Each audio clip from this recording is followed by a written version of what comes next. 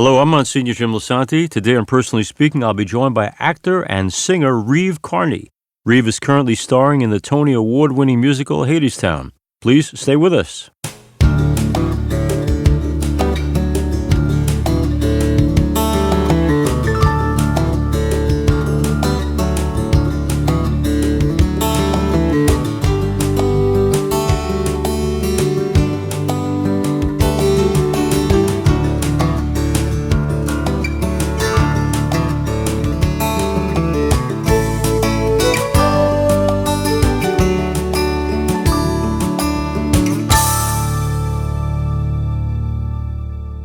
Hello and welcome to Personally Speaking. I'm your host, Monsignor Jim Lisante, and actor and singer Reeve Carney joins me now.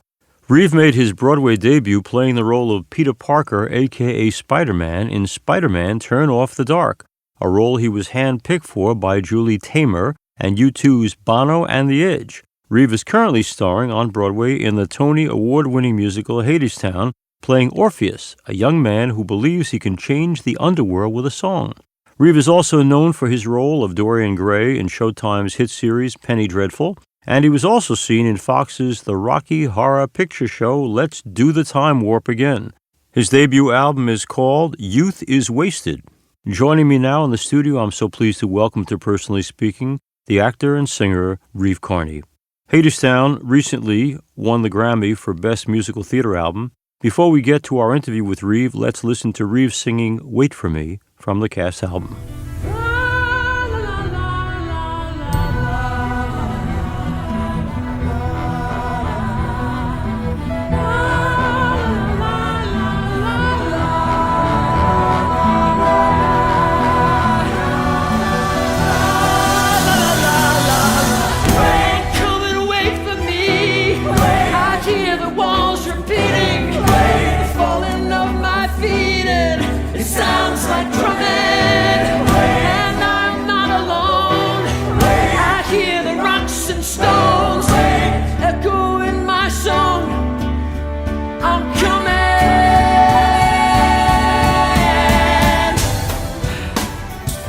Let me ask you something, Reeve. For folks around the country who come to New York and they may only have time for one or two plays, why should they see Hadestown? I think Hadestown is unlike any other piece of musical theater that I've had the opportunity to see, and certainly the opportunity to be involved with, in the sense that it deals so deeply in metaphor and poetry, and it really, the supposed fourth wall, which we do use as actors in this piece, but at times that is completely obliterated, and even from the top of the show, so the audience sort of knows they're in for a journey that's unlike things they're used to experiencing in a traditional audience performer relationship. I really enjoy that, but I think the great thing is they take a Greek myth that's been around for centuries, or I don't even know how many centuries, but I should know. But there have been so many versions of it, so we don't. Right. And we only use parts of different versions of a few different Greek myths and combine them in the ways that they've intersected throughout history, I guess. But they take that and they create something that's very human and relevant to today. A song like, a lot of people mention the song Why We Build the Wall, which Anais Mitchell wrote in 2006. So it really has nothing to do with what a lot of the audience members coming to the theater imagine it may have to do with. Right. But in some ways it has everything to do with what creates the impulse in someone to desire to separate themselves or a group of people from another group of people. And I think that starts much earlier than people realize. It starts as a seed that grows within, your soul, I think, really. I mean, and not to fault anyone who feels that way, because I think we are all capable of feeling that way. Right. Which is why I actually relate to, even though I play Orpheus, I relate to all the characters in our show. And I think that's another thing that people will likely take away from our show if they haven't seen it yet, that all of these characters, as flawed as they all are, you find a piece of them that is relatable to you. No, Reeve Carney's our guest. Reeve, when I on Sunday celebrate Mass is an hour, but then I spend at least another hour greeting people at the door. I mention that because not only do you 8 times a week perform as Orpheus, But you've said in a bunch of places that you like to mix with and greet the people who come to the door, the stage door. I would imagine that's exhausting. Why do you give of yourself personally, not just in the show, but post-show? I wish I could give more, honestly, because there are times when I am a little bit tired and I'm thinking, oh, I've got to get something to eat and get home. But I think it's important because I always try to put myself in the other person's shoes, and if I were coming to see a Broadway show, I would be so thrilled to get to meet the people at the stage door that have just performed for me, right, and for us. So that's really why I do it. I like to. I know how that feels when you're going to see a show. So I think it's important in that way to make as much connection as you can with the people. And I do wish it could be more because it is pretty quick usually. You know, they kind of push us along because there are usually about 150, 200 people out there sometimes. Wow. So it's a little bit, but you know what that's like. Yeah, It's insane in churches. I can't believe. I wish I had the chance to go to church more often, but Sundays. Here, you're we a have little a busy. matinee, and I could get up earlier, but when I have gone recently, I'm always amazed by the priests. Like, wow, how do you guys do this and try to hold people's attention in a way that's meaningful for them. We're here with Reeve Carney, and I want to ask him a question that maybe has been asked before, but I don't think any of us, create ourselves. We're only as good as the people who loved us. John and Marty, yeah, Mommy and my Daddy, parents. What did they do right? Oh, they did so much right. I mean, I think. Feel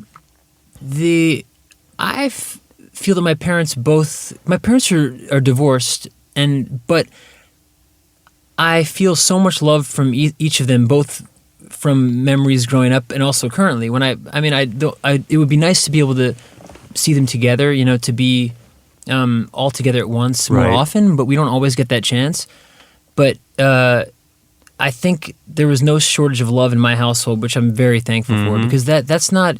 I didn't realize how uncommon that unfortunately can be. Yeah. And so I'm very grateful for that. And I think making sure that you know that your kids, that you're there to listen to your kids. I think that's very important. My parents were always there to listen to me. And really, my dad was the coach of my baseball team, hockey team, and my mom was just the biggest supporter you can imagine, and still is for anything to buying me instruments as a kid, and both my parents did that together. But it's pretty. I feel very fortunate to have grown up in the family I have, and the encouraging environment. Even though they used to make jokes when we were sleeping, my parents used to whisper in our ears, "Doctor, lawyer," because they're musicians themselves, and they didn't want us to go down this road of being an artist. Because it can be difficult, but then they were very supportive. They didn't push us into it, but they were supportive when they realized that that's what we all wanted to do. Now, in his family, Reeve is this megastar because of these two big hit Broadway plays and the band's success. But you have a brother and sister. Everybody on board in terms of being happy for you for your success, or is there sibling rivalry? No, the thing is, we are all so supportive of one another. We actually have a band together when we have a chance to play. We've played 2 concerts in the last 6 months. I wish we had a little bit more time for that, but whenever they're in town, we do a show at the Green Room 42. Oh, sure. And we're trying to work on that band, because the thing that's changed over the years is that I used to be kind of the exclusive songwriter in the band, and then my brother and sister have both blossomed into ridiculously talented songwriters in addition to what else they do, singing and playing instruments. Okay. So initially I was the songwriter and the lead singer, and then my sister just wrote one of the most recent singles for Adam Lambert. Okay. So she's been on the chart. I haven't been on the charts. This is crazy. That's great. So it's pretty amazing. And my brother is writing with Avril Lavigne. He has so many projects that he's involved with. He played guitar for John Mayer for a long time. Okay. So we're very inspired by one another. And you're happy for their success. Yeah. And vice versa. Yeah, definitely. Wow. I'd like for them, whatever they do, I want to see whatever brings people happiness. It's, but of course, it is great to be honored in the field in which you are passionate. That's always really nice. But there are other things that are definitely more important, obviously. But I'm definitely happy because it does make them happy as well. Obviously, just as it makes me. Right. Being a part of this show has been amazing. Well, now, speaking of family, for some of our older listeners out there, he's Reeve Carney. No way in the world is he connected to Art Carney, is he? Is he? I am. All right. Yeah, actually, I'll tell you a short story. My grandfather, who I didn't have the opportunity to meet because he passed away in 1956, his name was Jack Carney, and he was the eldest of 6 brothers. Okay. Art Carney being the youngest. And so my grandfather, Jack Carney, was a television producer here in New York, and he produced a TV show called Arthur Godfrey's Talent Scouts, and among other shows. But he brought his younger brother, his baby brother at the time, Art, onto one of those shows. I don't think it was Arthur Godfrey. I think it was another show that he brought him onto. But he had him do, I think he was doing an impression of FDR. Okay. And some other thing. He was maybe playing some musical instruments. And that really got him his start in, I think, maybe the mid-40s. Okay, could late be, sure, 40s, something like that. And so that got Art his start. And so my family, I guess I come from I'm a third generation entertainment business person. It's in your blood. You can't help funny, it. Yeah. And he won, Art Carney, the Academy Award for Best Actor for Harry and Tonto, which was for a lot of us a great joy because I knew him as the Jackie Gleason person, but he was much more than that, a wonderful, wonderful actor. Reeve Carney is our guest. He's in Hadestown, and I want to ask you this about Hadestown. Is it for everybody? In other words, like if families are saying, do I bring my teenagers? Do I bring young adults? Is it for older folks? Who should see that show? I think all ages, really. I mean, Okay. I think there's certainly no age cap in terms of there's certainly no one that's too old to see the show. In terms of being too young, I don't really think that there's anything in the show that's inappropriate for young kids. There are moments that could be maybe scary because it's a bit loud, and there's some tension on stage, like emotional tension.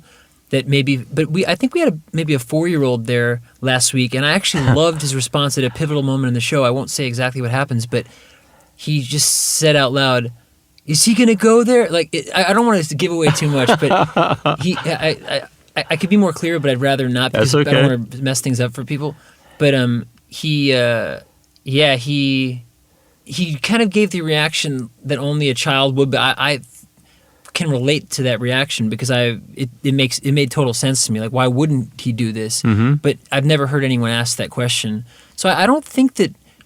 I don't know. He didn't seem terrified. So I think that I think you can really be. It's for everyone. I think so. Yeah. And the 4-year-old, then it's for everyone. Let me ask you, because before the show, Reeve and I were talking about his own family, and I was delighted that he has in his family someone who has served in the clergy. Tell us about his grandpa? My grandfather, yes.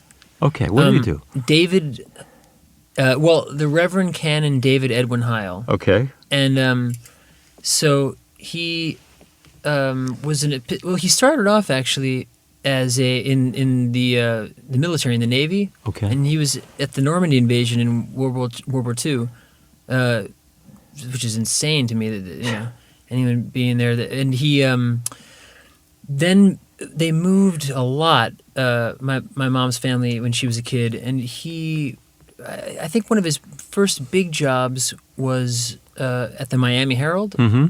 And then he said that he felt like he was running for too long, and he had to sort of submit to his calling. That's how he put it. I like and so that. eventually he joined. I guess you'd still call it the clergy, even in the Episcopal Church. Mm-hmm, sure.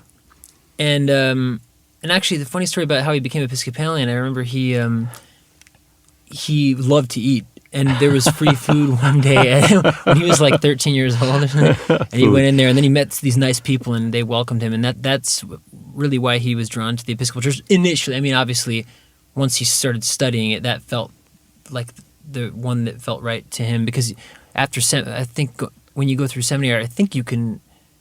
I don't know actually if you can choose which denomination to focus on when you're going through that. I'm not really sure, but I would imagine. Well, what the Episcopalian priests have, which we don't, which we should, is that they're married. That's why I'm here. Yeah. Exactly. I'm like, exactly. You wouldn't be here if he had chosen the Roman Catholic priesthood. Right. There'd be no Reeve Carney in the play today, and we'd be very sad about that.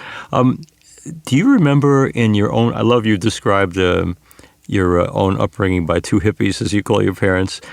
But do you remember how they communicated to you spiritual values? Yeah, I mean, we went to church pretty much every Sunday. Did you? Yeah. And I love this church. I still go whenever. I really wish I found an amazing church in London called St. Bride's that I absolutely adore. I was going there every week when I was working in Hadestown in London, in a beautiful, just, I loved the inclusive nature of it, but also, I don't know, it was just really beautiful, and the beautiful choir as well.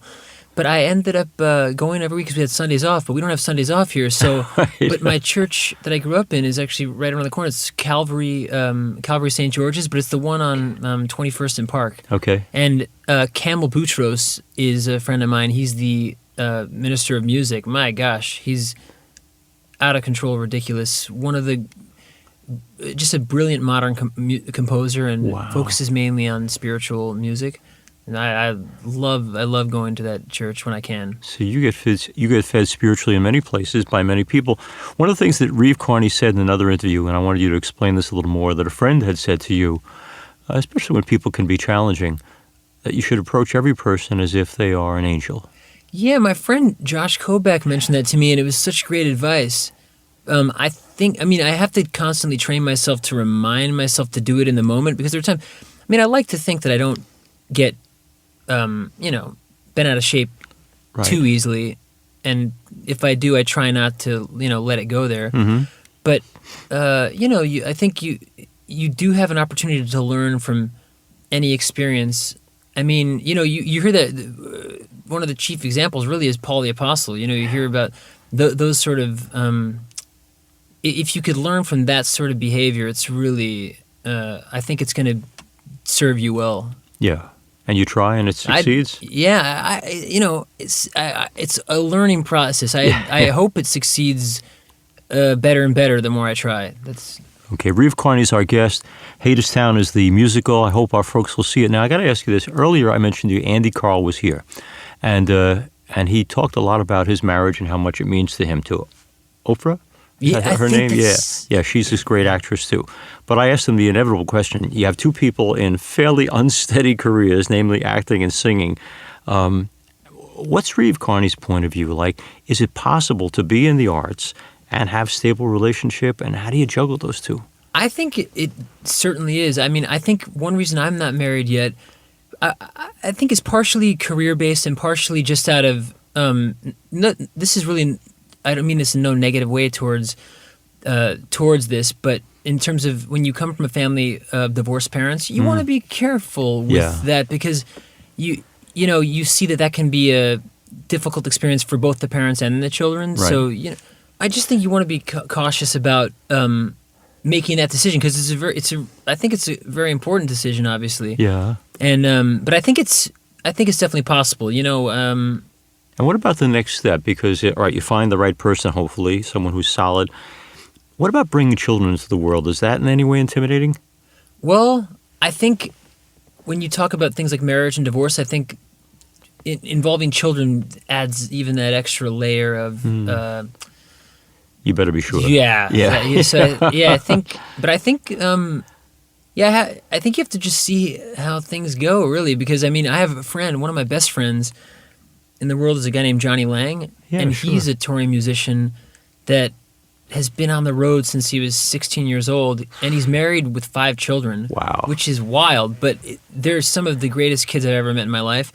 So I think, he does it well. And I think that is a lot, it's a testament to his wife, Haley, as well, hugely, because he would say the same thing, but I think you have to find the right partnership, really, and to be able to do something like that, because I'm sure it isn't like having your average 9-to-5 job. But in some ways, my dad has said this to me recently, that the more he thinks about it, even though my dad said something different. I was actually thinking about Johnny Johnny said to me that in a way he wishes he could obviously spend more time with his kids like someone with a 9-to-5 job does. But the great thing is when he is home, he's fully home. He doesn't have to go anywhere when he's on. So I think that's one of the benefits to being an actor or a musician with children, which I don't have yet. But when you do have time off, you actually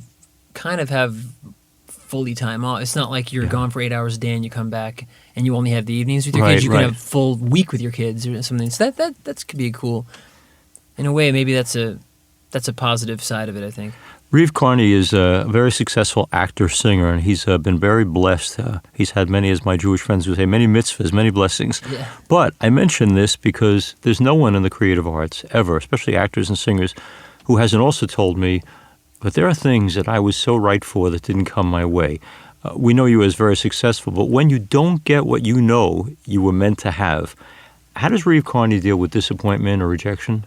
I think I don't think of it that exact way. And speaking to a priest, I think it makes actually you will to completely understand where I'm coming from in this.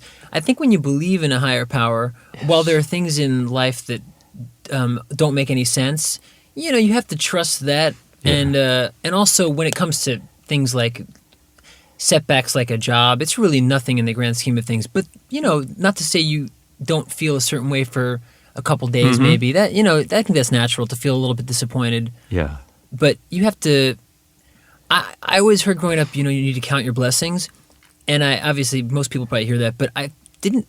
I realized that sometimes when you get to a point, if you do get to any low points in your life, I think sometimes it's actually good to literally count your blessings. Like, it's not just an elusive concept. Like, maybe even write them down. Think what are the things, even simple things like I am able to speak to you today. I was able to walk over here and.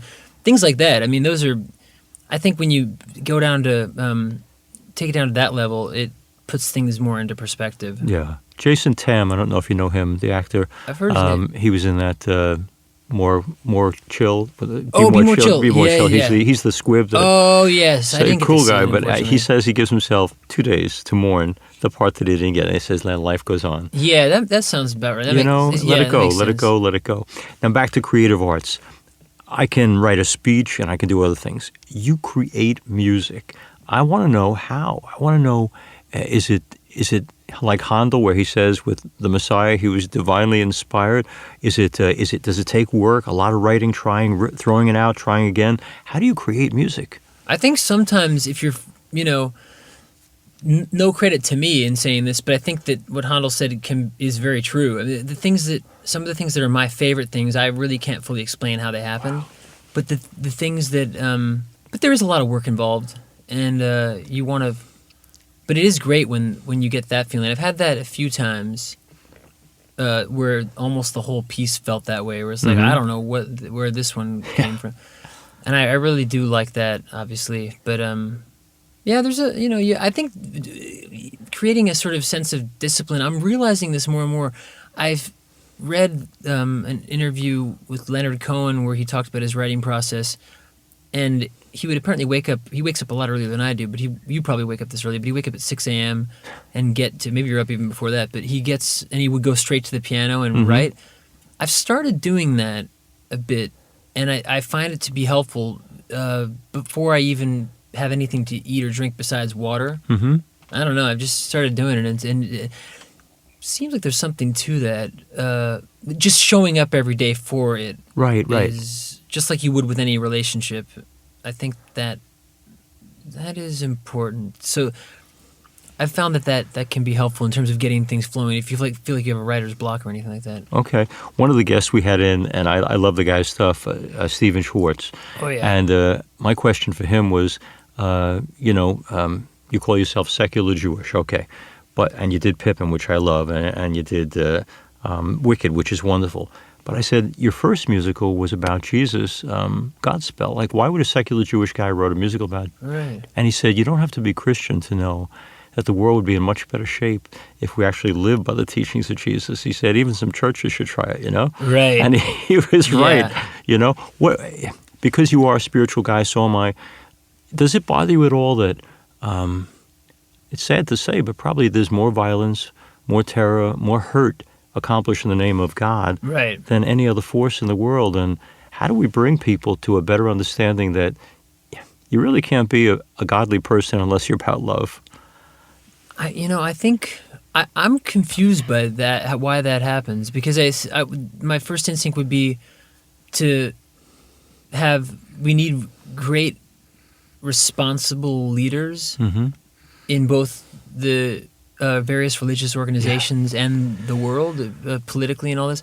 I think it starts it starts with every individual. It's all our own responsibility. Our actions are we get to decide for the most part what, when someone makes a big choice like that, some sort of violent act, there's a lot of, responsibility on the person doing that act, perpetrating that act. But I think that sometimes people can be misguided by irresponsible leaders. I think I'm not blaming them for that. I know what you're saying. Yeah.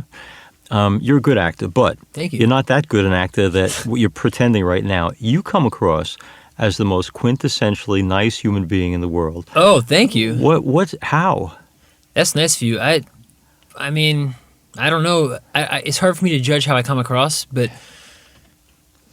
I mean, I'm very grateful to my parents, like you were talking about earlier. I think without that, I don't know, without, being raised in a certain way, I don't know how I would have been.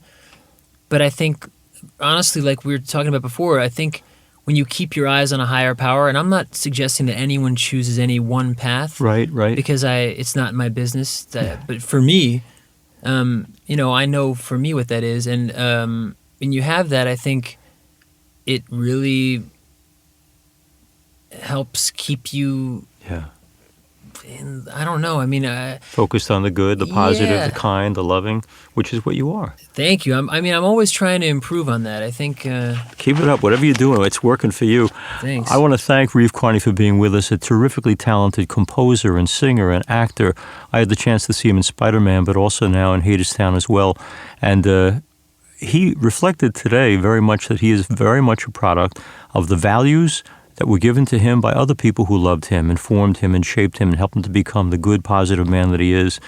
He's very successful, but you don't sense any overwhelming, overweening ego. And that's because I think at the end of the day, he knows that we are all of us what God made us to be. And God made something wonderfully good in Reeve Carney. And we hope we'll see him and hear from him many years to come. Thanks, Reeve. Thanks so much, Joe. As we end today's program, I want to thank you all for being with us. And to listen to Personally Speaking as our podcast with some of our most recent shows, please go to YouTube and search Personally Speaking with Monsignor Jim Lisante and subscribe. You can also listen to past episodes of Personally Speaking by going to www.closeencountertv.com and clicking on the radio button at the top of the page. And additionally, Personally Speaking episodes are also available at www.ollmp.org. I'm privileged to serve as host and executive producer of Personally Speaking. Our producer is Lisa Jandovitz, our engineer is Rocco Vitolo, and our audio facility is Creative Media Design in New York City. Thanks so much for joining us. We'll be with you again next time on Personally Speaking.